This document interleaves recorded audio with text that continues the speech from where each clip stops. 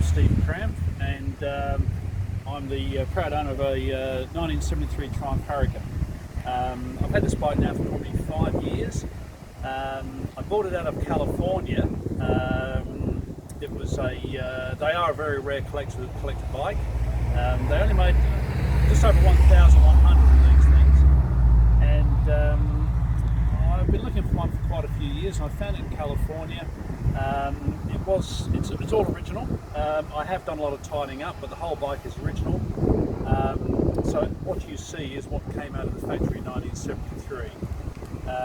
The reason there was only a very short run of these things, back in the early 70s, Triumph and BSA had great difficulty selling their current bikes to the American market. So they appointed a guy by the name of Craig Vetter to come up with a design that would appeal to the American market, and it was basically behind the doors deal that Triumph did with this guy, and he came up with this design.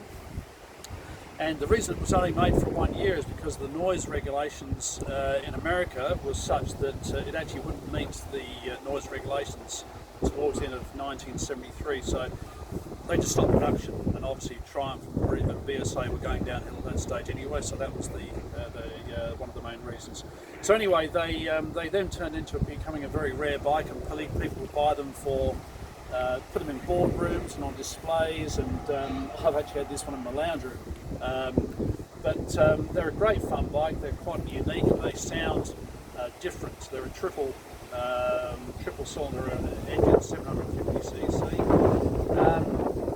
Yeah, so they're a lot of fun, but you don't see them every day of the week, and which is the thing I like about them. They are just a rare bike. Some of the interesting features about this bike, obviously it's a Triumph motorcycle, but the engine itself, or the actual bike itself, is BSA. Once again, getting back to the Triumph BSA thing, BSA went out of production, so Triumph then took over the production back in that period of time, and it's actually the engine is stamped BSA, whereas in fact it is a Triumph. It's a triple cylinder, 750cc, actually it's just under 750cc. Hence the reason why there are 3 exhaust pipes. There are 3 carburetors, so 1 for each cylinder. 5-speed gearbox. It's got a clutch out of a Mini, believe it or not, a dry clutch out of a Mini. Purely to, that was when they designed it. That was the best idea they could come with at that time. The ignition system's an ignition system made by Tri-Spark, which for the people in South Australia would be quite pleased to know it's actually built and made here in South Australia.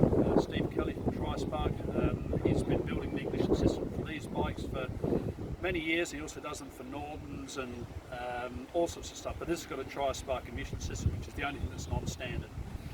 The brakes themselves, for their day, they're quite adequate. The front brake is a twin leading front brake system, and the rear is just a single brake system. They're all called Konica hubs on this particular bike. They're aluminium.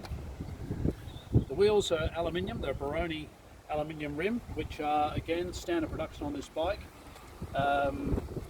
They've got aluminium yokes on the forks, which again were mainly for the look of the bike.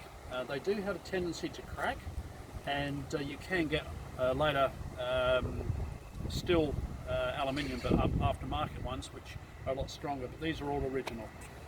The fuel tank, 10 litres fuel capacity, and it does about 68 miles, which is about, say, 150 k's before it runs out of fuel. And when it runs out, that's it, you've got to push it. There's no reserve. Runs an engine oil cooler. In Europe, obviously you don't really need them, but here you do need them. That's the standard production of these bikes. Triple coils again, 1 for each cylinder. Oil tank in here, and obviously the unique thing about these bikes are the triple megaphones on the back of them, which look fantastic and they sound great as well.